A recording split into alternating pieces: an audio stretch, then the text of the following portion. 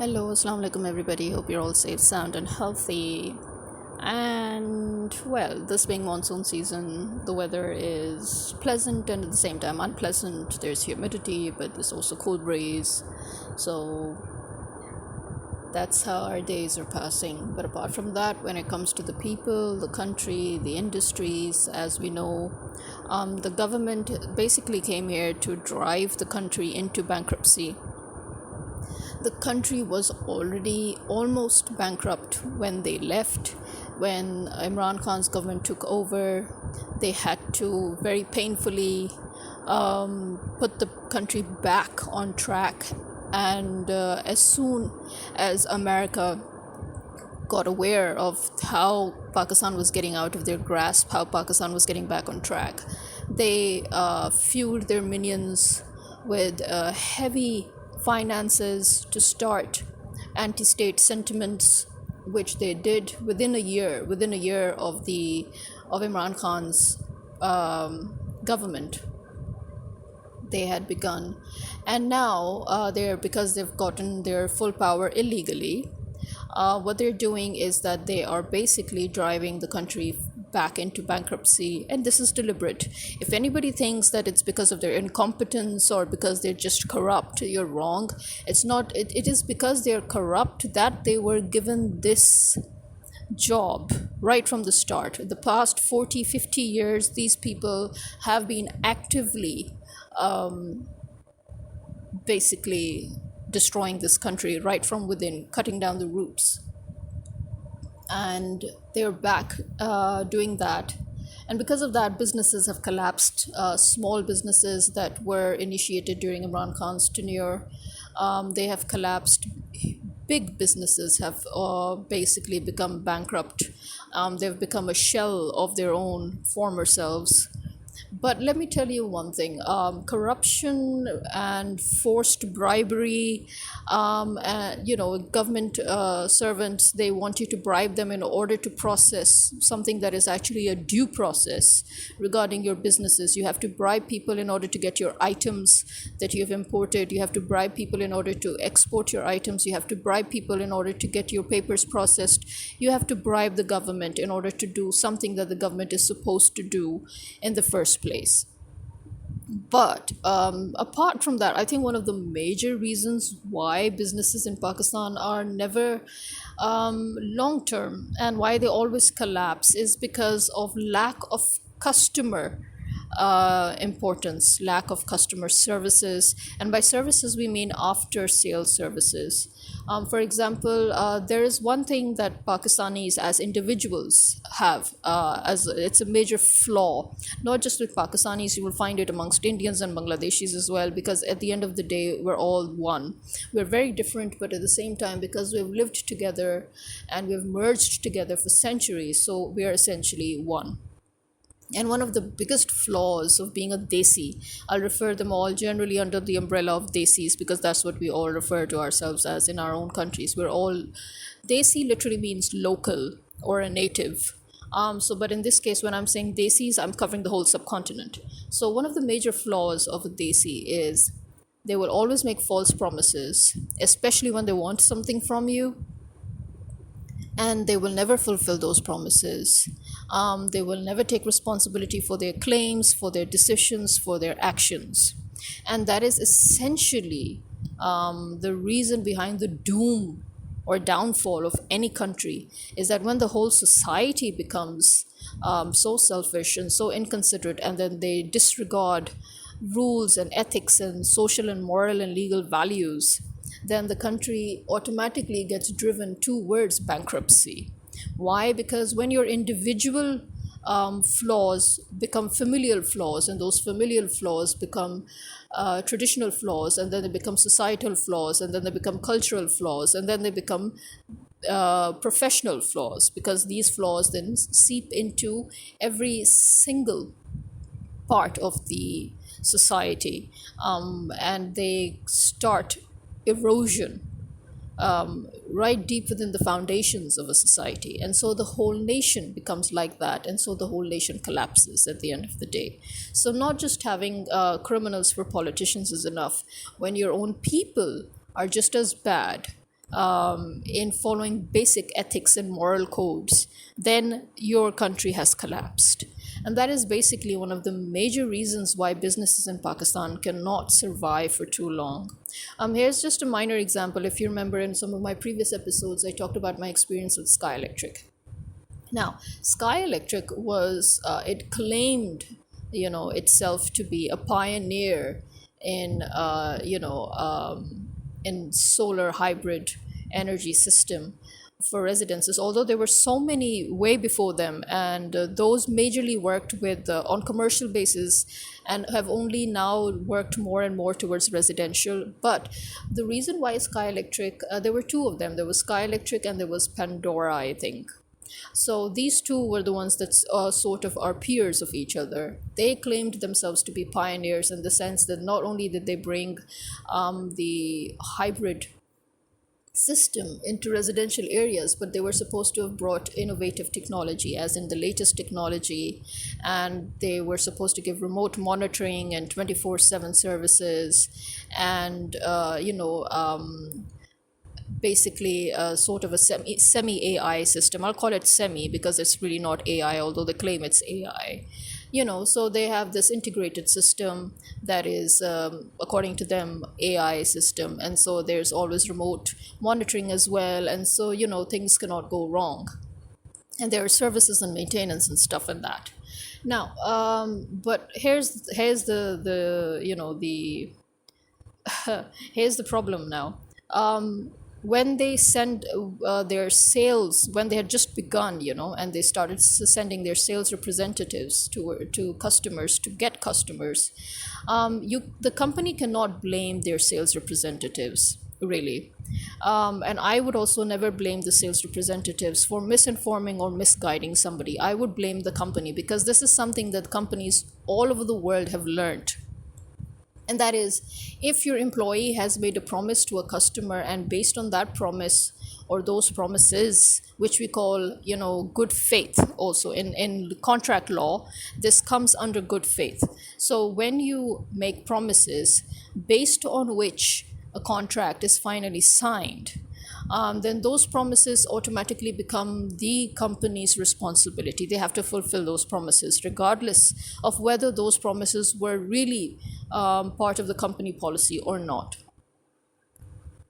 Now, the sales representative in the beginning, because we were one of the very first clients of Sky Electric, okay, very first. That means that at that time, Sky Electric had barely begun, and Sky Electric did not even have the money to get the materials. We had to pay them the money, and then they would get the materials. So we were literally paying for the materials, and because of that, there was a lot of delay. Now, they claimed to have international standards, but and so they made us pay double the amount of what normally one would pay for a system, for the exact same system of a 5 kV. Now, a 5 kV system was cheap as hell, really cheap, but they made it a little more than double. They made us pay a little more than double, claiming that it's because they were offering all these services and all these, the remote monitoring and the 24/7 support service and this and that. But actually, we paid separately.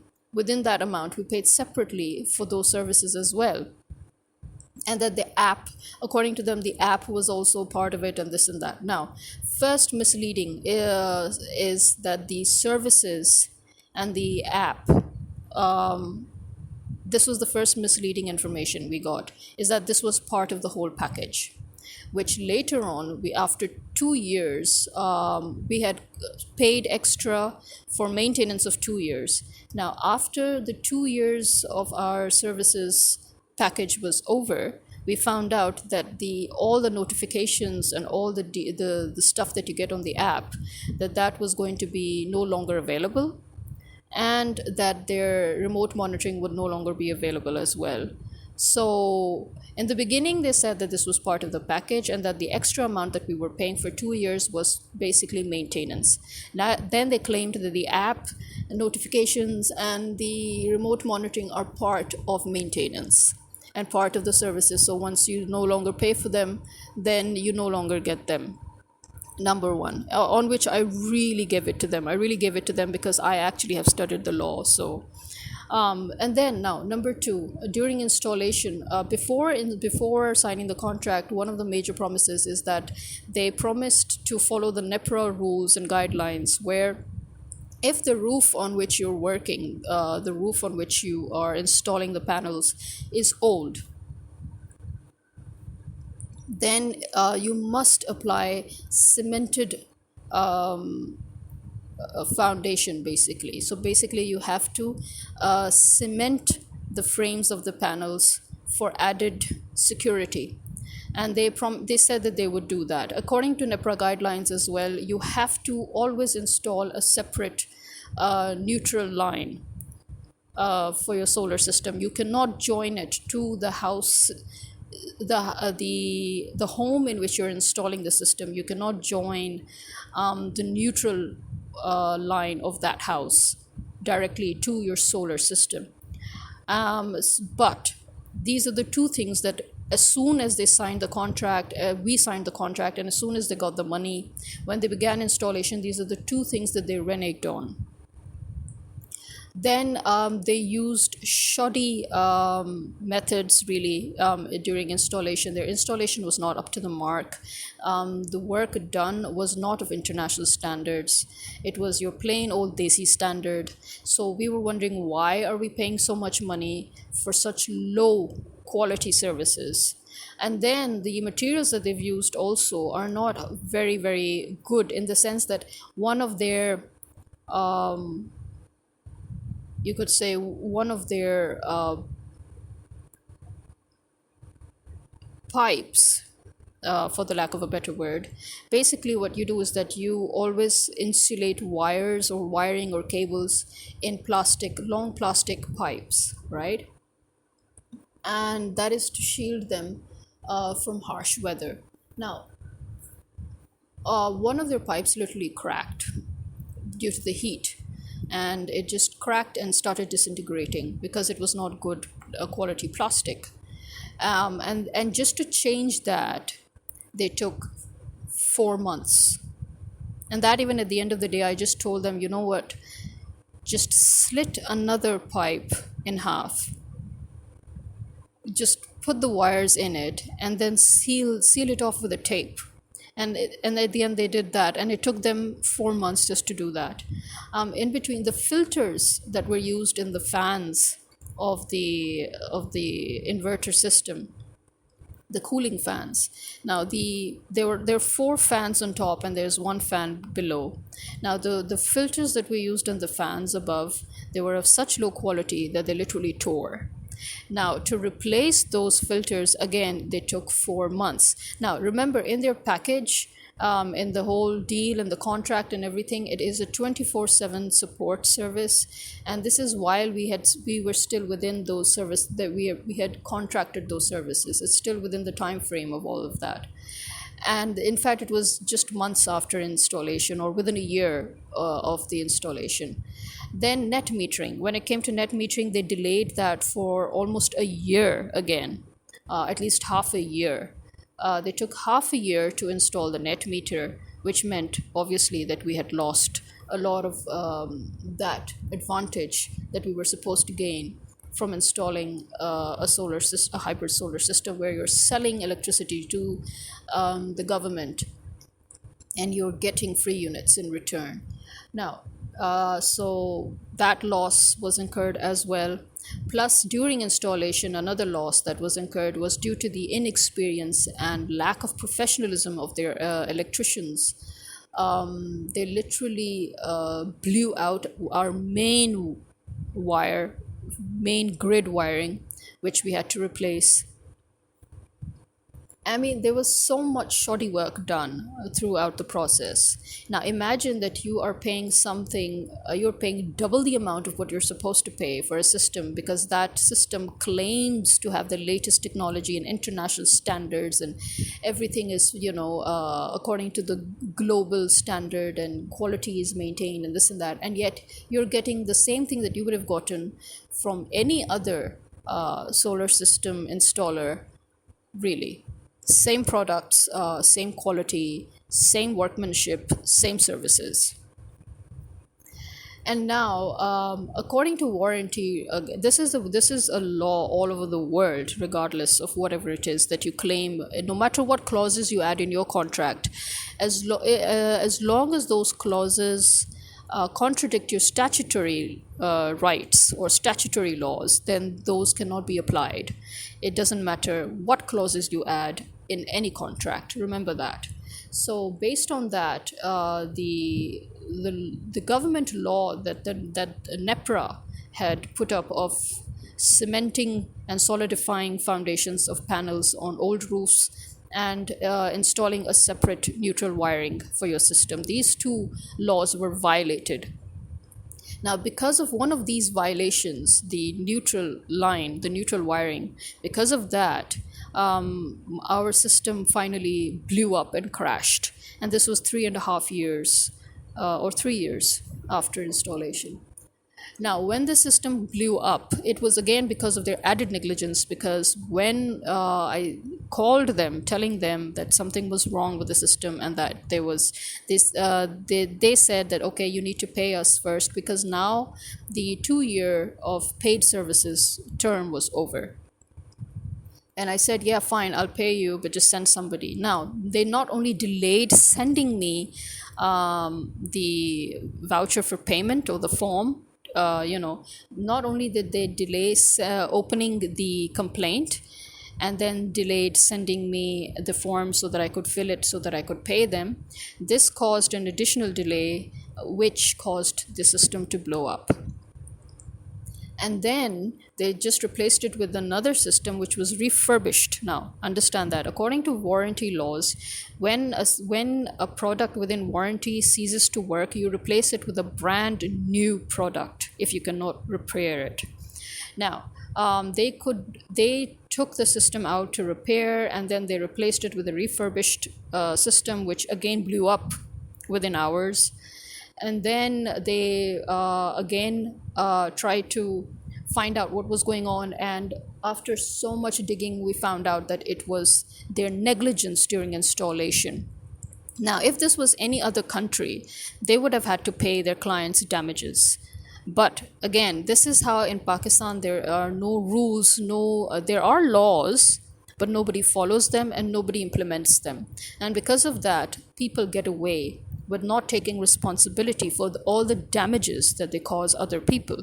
Now, the loss and the damage that they caused us due to their system blowing up twice, they never paid us for those damages. And plus, they wanted us to pay them in order to install their neutral line. That peed me off so much that I showed them the NEPRA law, and I told them that because they violated the law, I can actually sue them for this and even get them blacklisted. And it was after that, after I actually put it up on social media, and all the other solar system installers, when they noticed what had been done, and they criticized them for that, saying that this was actually the law and how could they violate it, then they decided to they actually thought that they were doing me a huge favor by installing the neutral wire. Upon which I again virtually smacked them 2 to 3 times, stating that this was actually the law and that they had violated it and this was their duty. Then they replaced my whole system with a refurbished system at the end still. Why? Because now see this again. Why are clients in Pakistan supposed to be understanding when the company that you have paid to fulfill a certain service can no longer provide that service due to its inefficiency or its incompetence? Why? In any other civilized country all over the world, did any client have to suffer for the incompetence of the company whose services they've hired? Especially again when you've paid double the amount you would pay any other company. So because of their incompetence, they failed to keep all their items in their warehouse. Okay, now understand this. They were issuing a 4-year warranty to their clients, and yet 3 years into that warranty time frame, they do not have the materials. You get that? They actually gave a 4-year warranty to their clients for the whole system. But 3 years into that, they did not have any of the products available in their warehouse or their office. Whose fault is that? Is it the client's fault? Why should the client suffer for the incompetence and the unprofessional, unethical attitude of a company in Pakistan? This is how companies fail to survive in Pakistan, because they want the clients to pay for everything and then they do not want to deliver. They take the payment, but they do not deliver. The client suffers, as we're suffering. Why? Because they failed to acquire or even keep or store all the products and all the items that they needed for the system. They installed a refurbished system.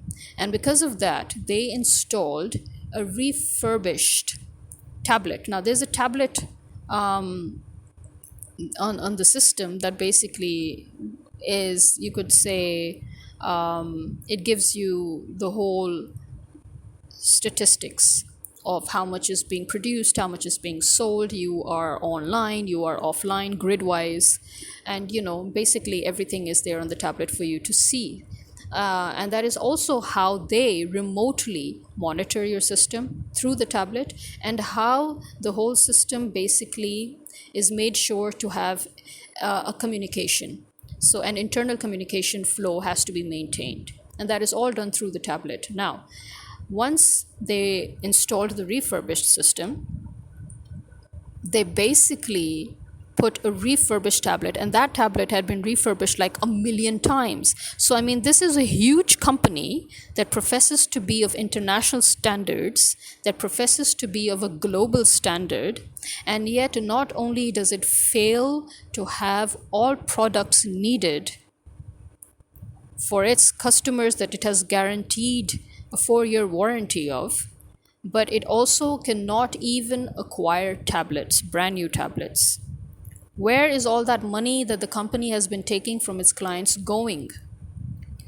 The company had enough money to buy a new system for new clients, but it did not have the money to get the old system for the older clients to be available. It has money to get an updated system, but it doesn't have money to get tablets for their systems that are already in use.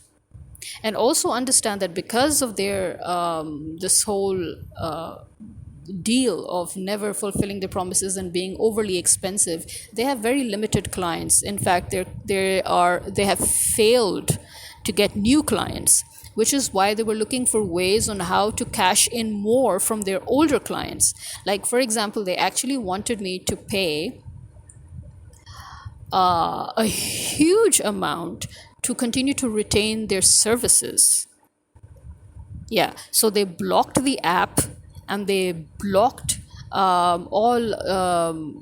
like literally they blocked the app itself.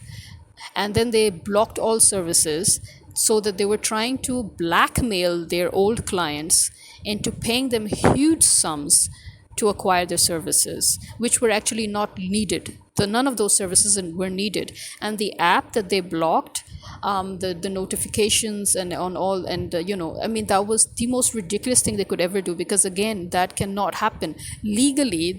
I mean, every system has an app, and every app is actually free, and all the features that an app has are part of the app, and they are all free as well, especially once you've paid for that app once and for all. And so to block some of the features of an app just so that you could blackmail, coerce, or exploit your existing customers. I mean, imagine if Microsoft one day would announce that they're blocking all features of Windows 10, and that only if you pay an exponential amount to them will they send you upgrades and updates and continue your system services. Can you even imagine that? Now, for a very tiny app that is not even a huge system, they were trying to exploit and manipulate their customers. Customers like me, who actually know the law and who know how to argue with them and who know how to fight with them and who know how to tell them where they're wrong and how they're wrong. Um, they've never met such customers, because again, in Pakistan, customers, they just get so stressed out because this is the norm. You see, this is the norm here in Pakistan, that you never get what you pay for, and people never deliver on their promises, which is why, as I said, I have a policy in Pakistan to never invest in this country. And this is something that most people like me have realized. And that is why even overseas Pakistanis who were actually even contemplating investing in Pakistan during Imran Khan's government have now probably are very relieved that they did not, because as we can see, the government is no longer his. And even when he was in government, all the people in the bureaucratic machinery were not his, and they were doing every single thing they could to ensure the failure of his government. One of those things being defrauding the potential investors from abroad and creating a lot of issues in order to stop investors from abroad coming into the country and investing in businesses or ventures in the country. Because of that, now businesses have suffered hugely in Pakistan, because those from abroad who wanted to invest, or those who actually had the misfortune to invest, now have had to close down their businesses because they were working on ethics, whereas the people in this country do not work on ethics. The government does not work on ethics. Now, the companies in Pakistan who do not work on ethics are also being forced to close down again, because how long can you survive when you do not deliver? Nobody is going to pay you their hard earned money, especially if it's overcharged. If you're charging somebody more than what is the market rate, then that person will never come to you. And that is why Sky Electric failed to get more clients. So again, instead of focusing on their existing clients, they try to blackmail their existing clients, they try to exploit their existing clients, and they failed to even provide items as per warranty to their existing clients. So this said tablet that they added to my refurbished system, that tablet was also refurbished, and it was refurbished multiple times. So you can understand what happened. The tablet failed within a month. Within a month, the tablet failed, and it caused disruption in the system, which caused the system to stop recharging, because the system is attached to batteries. Batteries are storage. That means you have backup. And when the batteries do not charge, then the system shuts down. So that happened. Then they changed the tablet with another refurbished tablet that again had the same problem. Again, batteries could not charge, or when they reached a low level, critical level, they did not even give an alarm. And then again, they would go poof. Then again, they changed to another tablet. Now, that tablet had a problem, that tablet itself couldn't charge, and so it would always shut down, and so there was no communication. Now, they changed that, they replaced that with a temporary tablet. Now, this temporary tablet that I have, what it does is it blanks out, like the screen goes completely blank, and you can't see anything. Now, that happens on a daily basis. It happens for a few minutes, sometimes a few hours, and then it goes back to normal. Obviously, because this was a temporary replacement. Now, they promised me that they would replace it with a brand new one, but now every 1-2 weeks, they call me and they say that we want to come and replace your tablet. And whenever I ask them, is it a brand new one? They don't give me a proper answer. Or when I force an answer out of them, then they tell me that it looks brand new. I said, what do you mean by it looks brand new? See, now my warranty is over. 4 years are up. Warranty is up. I do not want them to set me up with a tablet that would die every month. So what do they want? They want me to call them every month, pay them every single time to make them change a tablet.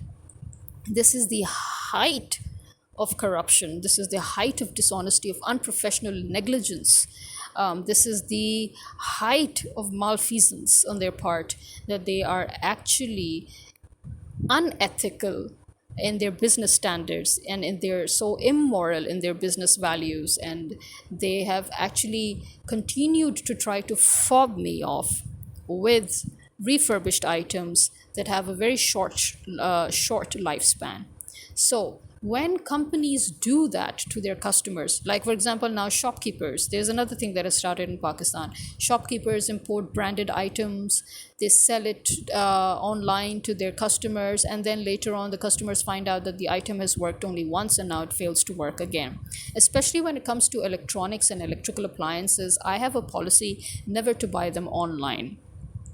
Always go to a physical store, go to one of the older stores that you know, go to a renowned store that you know, because then you can cash them easily and they take responsibility. The older stores still take responsibility, which is why they still exist.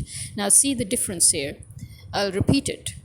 Some of the oldest shops in Pakistan still exist because they still know how to take responsibility.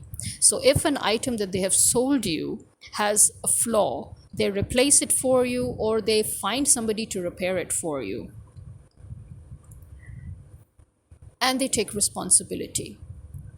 Now, when it comes to these new businessmen or these new shops, what they're doing is that they are importing stuff from abroad. Now, here's another two-faced value that you can see here. For the same price, if you buy that same item anywhere else in Europe or America for the exact same price, you will get the genuine item. You will get the genuine manufacturer, the original product. But for that same price in Pakistan, you are getting a second-rate knockoff of that product. You think you're buying the genuine thing, but you're actually buying a knockoff, or you're buying, again, a refurbished product that is sold as brand new. So this is how manufacturers are also earning profits. Traders are earning profits, manufacturers are earning profits, and the government personnel that are taking bribes are earning profits. And the person that is suffering is, again, the consumer. So despite all the consumer courts in Pakistan and despite the consumer laws, there's absolutely nothing that a consumer can do. During Imran Khan's time, he actually expedited cases in consumer courts so that, you were very quick to get an indictment, you were very quick to get a resolution. But again, now that this government has come, nobody has any hope for anything. So once again, the customer is suffering due to the corruption, the dishonesty, the lack of ethical values, the lack of business values, the lack of legal, moral and social values on the part of service renderers of the service industry. It doesn't matter if they're restaurants or if they're doctors or if they're lawyers. It doesn't matter if they are solar system installers. It doesn't matter if they are private or public organizations. It just doesn't matter. It doesn't matter if they're mechanics. It doesn't matter if they're skilled workers, electricians. It doesn't matter who they are. Nobody's taking responsibility. And now here's another example. Our washing machine, our brand new washing machine, suddenly its spinner wasn't working. Now, we've got an automatic machine, a fully automatic machine that is almost 30 years old, mind you. It's a Bompani automatic machine, and that still works after 30 years. Although because it takes up a lot of electricity, and then in Pakistan later on there was a lot of load shedding, so we kind of, removed that machine and put it in the pantry and just left it there for another good 15 years. And after 15 years, we got that machine out, and we got a very old, experienced electrician. He came and he set it up, and it was working. Nothing at all happened to it.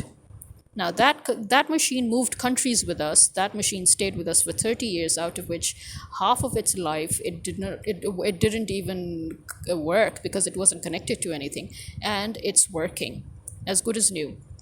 Now our Pakistani manufactured higher machine, this we decided to get a semi-automatic to make things a bit faster, because in an automatic machine it takes a lot of time. So in a semi-automatic, the advantage of it is that while on one side you are washing the clothes, on the other side you're drying the other you're drying the first batch of clothes that you've already washed, and so you get free very quickly. Within an hour, 40 minutes, you've done all the washing. Whereas in an automatic machine, as you know, when we have to separate our laundry and put them in batches, you have to wait a good 30 minutes per batch. But here, in the whole total span of 40 minutes, you're done. So basically, this higher semi-automatic twin tub machine, the spinner wasn't working. So we sent it to the electrician. Now, this is supposed to be an electrician in our neighborhood, and there are two to three of them, and they have all been here for years. And yet, look at their standards. Just look at their standards of services. You pay them the full market rate, and yet this is how did they deliver. When we sent the machine to the person, when the machine came back, we found that in the washing tub, the washer, every time you filled in water, it will all drain out. So they had basically broken the lock that locks the drain when you're ready for washing, and when you unlock the drain to drain the water out. So when you lock the drain back in and get ready for washing, it doesn't lock. So the water would just come out. All the soap, the water, everything would just come out in full flow. Then we sent it back to him. He still didn't fix it. Instead, what he did was he broke the cover of the spinner. Then we said, okay, now that you've broken it, at least try to fix it. But he had broken it in such a way that he couldn't fix it. Now, here's another problem with these electricians or these whatnots. They just work 1 or 2 years, and after that they declare themselves masters, and then they gather all these apprentices, and then they give all these appliances to these apprentices, and they tell them to experiment on them. And yet for that they charge you the full market fee. So he broke the cover. Now, the thing about the cover of the spinner is that when you open up the cover, the spinner stops. So that is a very good, very handy thing for you. But now we had to disconnect the whole thing so that the spinner should not be affected by the cover, because now it no longer had a cover. Now the cover cannot even be replaced, and you cannot even find a new cover, by the way, because it's no longer in the market. That is how things are in Pakistan. As soon as they bring something into the market, then after that they just stop bringing anything and everything to do with it in the market, so that you are forced to go and get a new item in order to look for a replacement. Now we sent the machine back to him again, because again the spinners started having problems. What did they do? They literally damaged the bearings, and they sent it back. Then we sent it back to them. Then they replaced the bearings. Now remember, although the damages are caused by them, we have paid them every single time to fix the damage that they caused. So in Pakistan, basically, you pay people to cause you damage.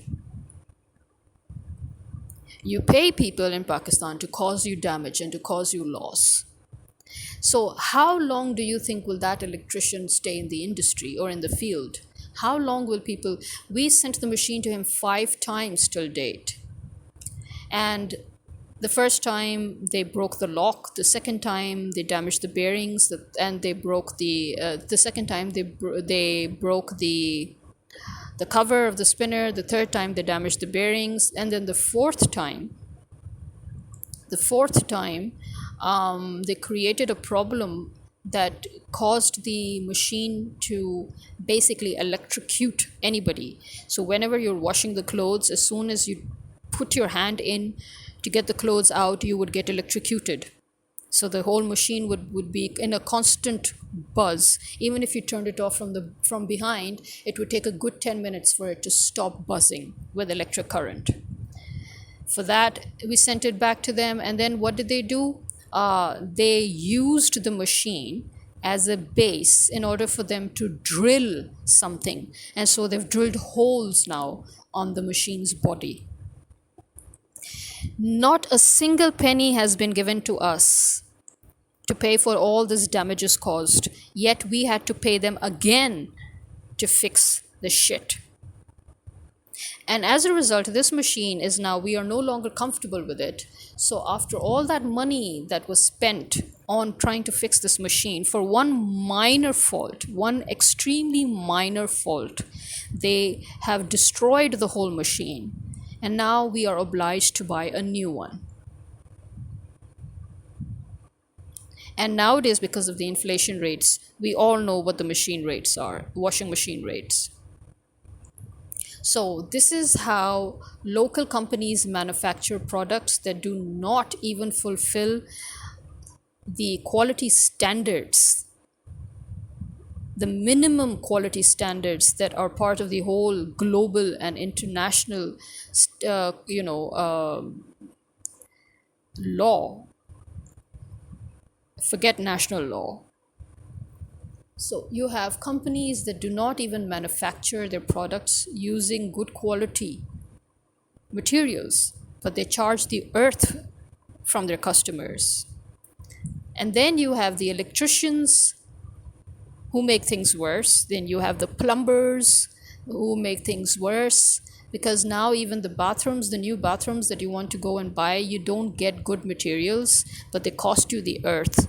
So gone are the days when you had those extremely durable solid tiles in your bathroom that never came off or never cracked or never broke.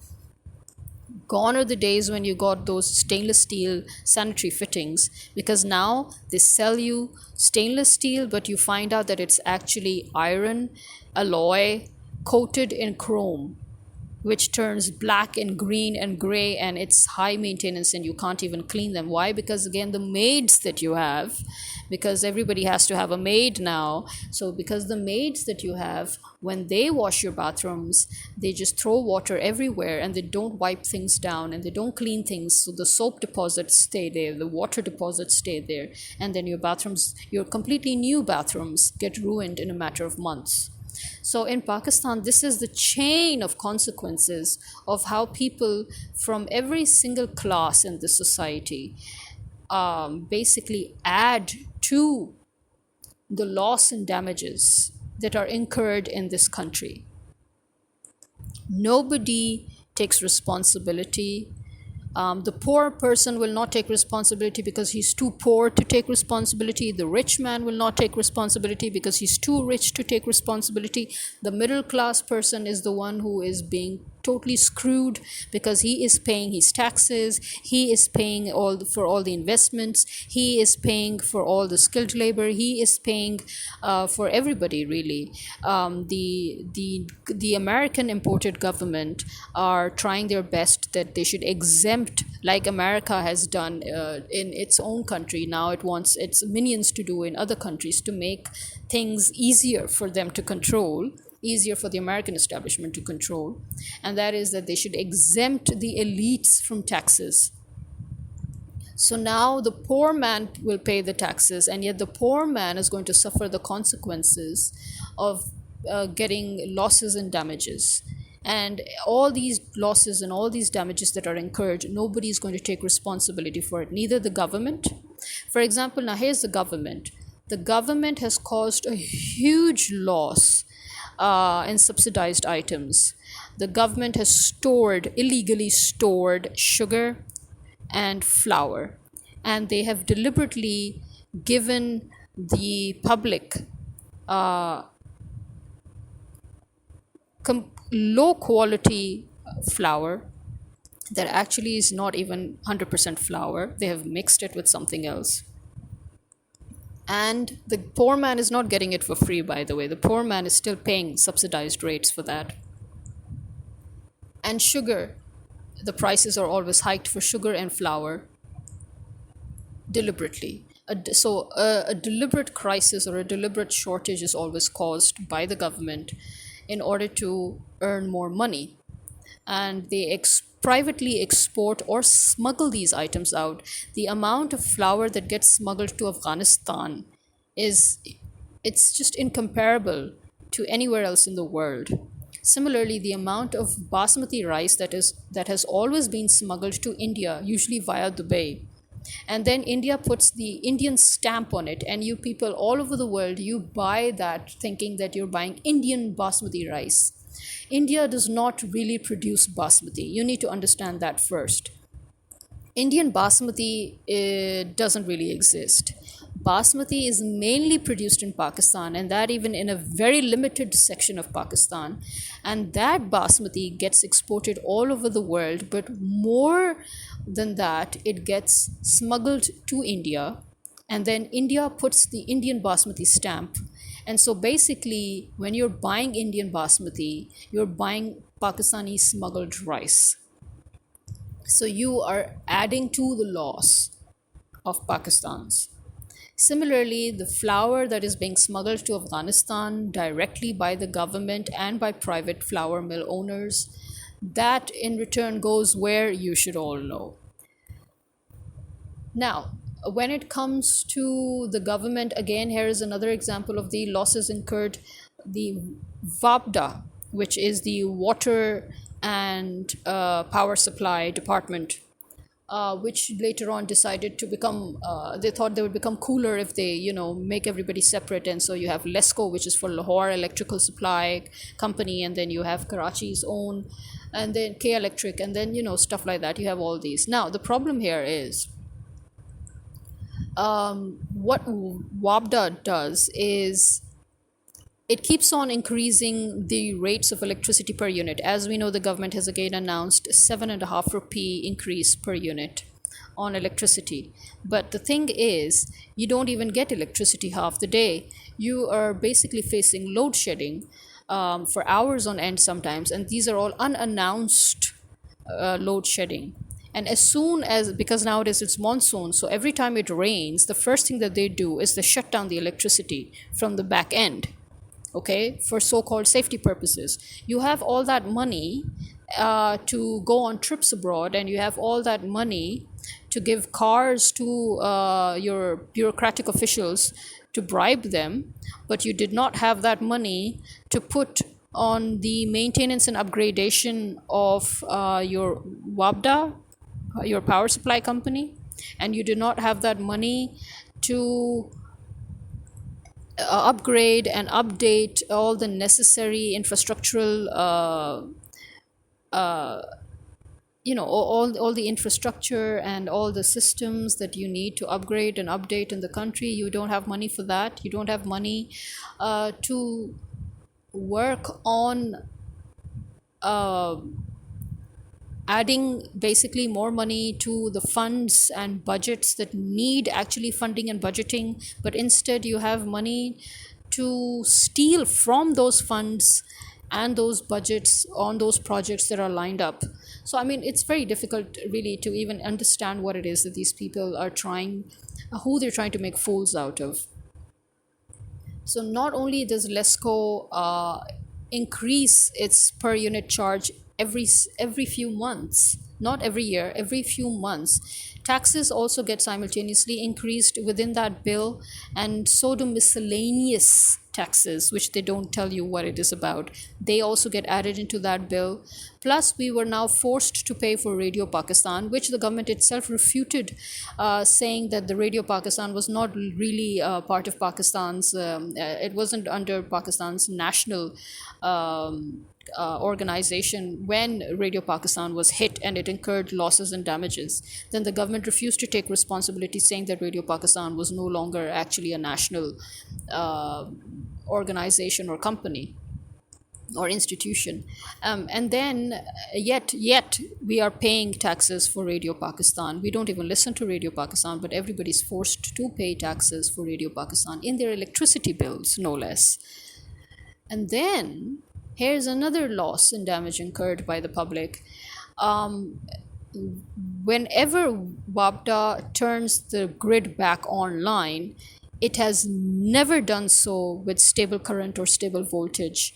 And it either gives you extreme high voltage or extreme low voltage for the first few 8 to 10 seconds, which usually causes people's appliances to blow up. A few houses have burnt down due to that because it caused fire hazards. Appliances like even stabilizers. Imagine that even stabilizers that people had linked to their fridges and other appliances in order to save themselves from this loss actually ended up incurring even more losses because their stabilizers would blow up and catch fire, and then the fridges would catch fire, and then the whole house would catch fire, and people have even died. People have even died in certain cases. And still till date, it has been decades now, still till date, Vabda has not been able to stabilize its electricity. Every time it turns off the grid, and then when it turns it back on, you have a shattering 8 to 10 to 15 seconds, sometimes 2 minutes of very, very unstable current and voltage, in which you're just literally praying that nothing happens. So, has Vabda ever paid for these losses? Now, if you look at the total sum of losses incurred by the public due to Vabda's unprofessional and negligent attitude, it is in billions, not just millions, it is in billions. So, has the government ever paid the public these damages? So you see, this is a country, I mean, which you can understand that why it was so easy for this country to collapse, is this is a country where no one takes responsibility, but everybody has a part to play in damage and loss incurred upon the next person.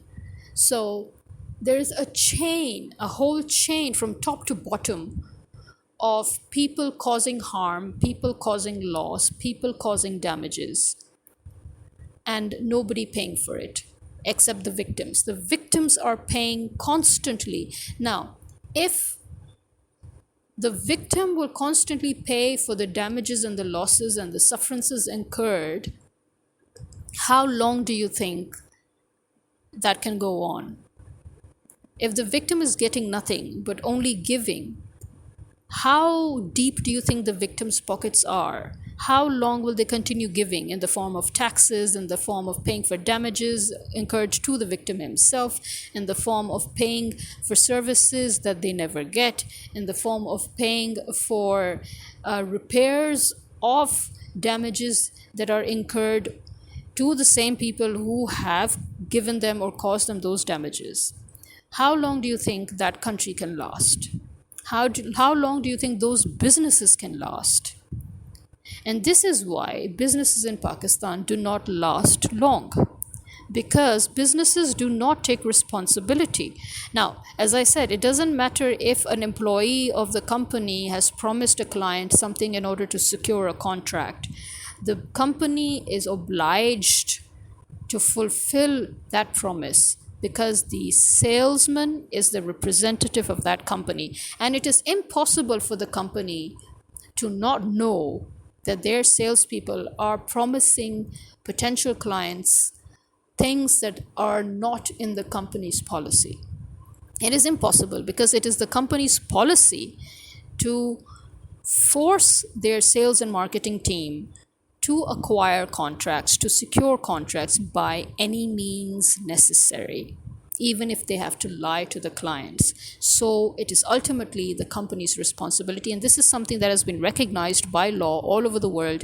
And so all companies are obliged to follow that rule, except when they come to the subcontinent or other so-called third world countries.